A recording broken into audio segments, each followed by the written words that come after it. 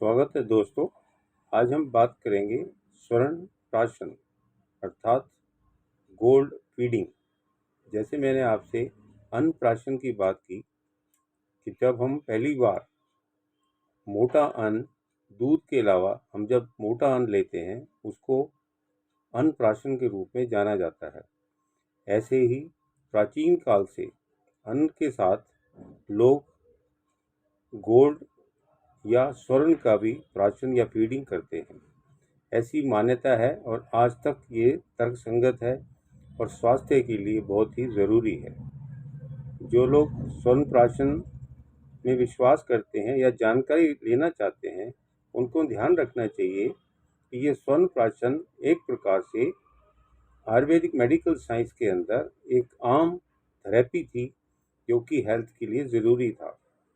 ये स्वर्ण प्राशन, जैसे कि आयुर्वेदिक की टेक्स्ट बुक्स बोलती हैं, ये पैदा होते ही 16 साल की उम्र तक दिया जाता है।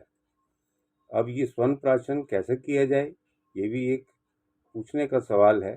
वैसे तो जो ऐश है सोने की, वो दी जाती है, चाहे तो इसे आप शहद के अंदर मिला के दें, घी के अंदर दें या दूध के अंदर मिला के दें, पर सुबह के टाइम देनी पड़ती है, वो भी खाली पेट।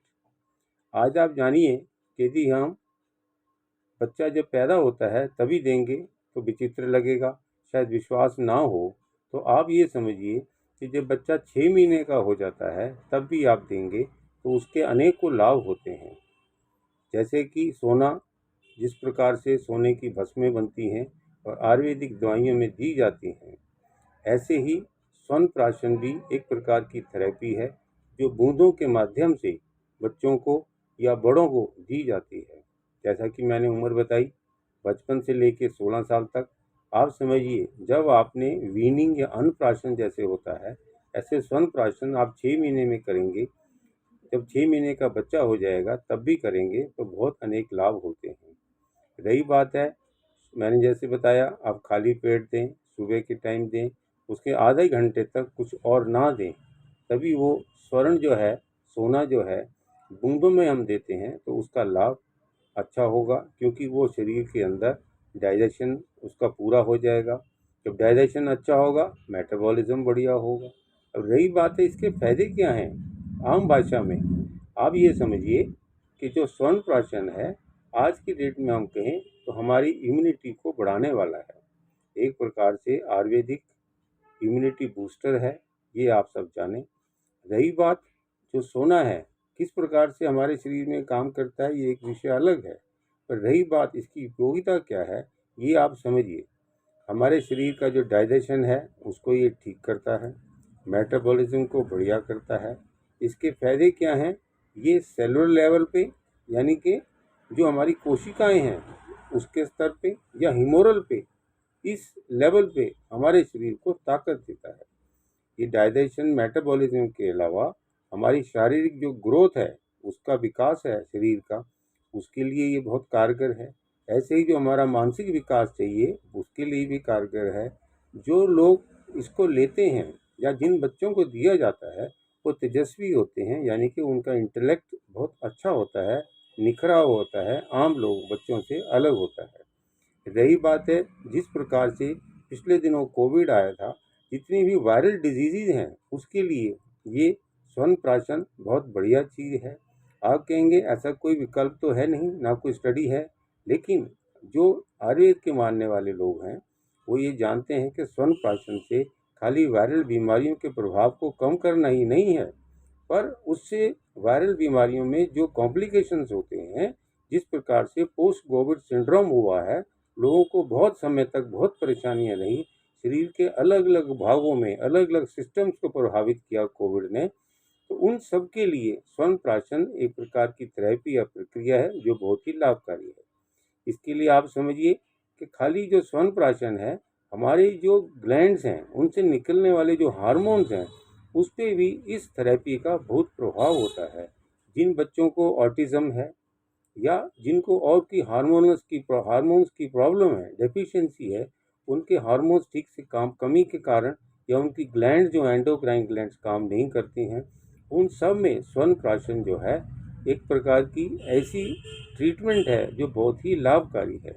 अब रही बात है कि इसकी डोज क्या होनी चाहिए, तो आप ये समझिए यदि बचपन से हम देंगे तो 1 बूंद आप अवश्य डेली दें, और इसको डेली देने से आप कम से कम 1 महीने तक देंगे तो आपको लाभ आना शुरू हो जाएगा।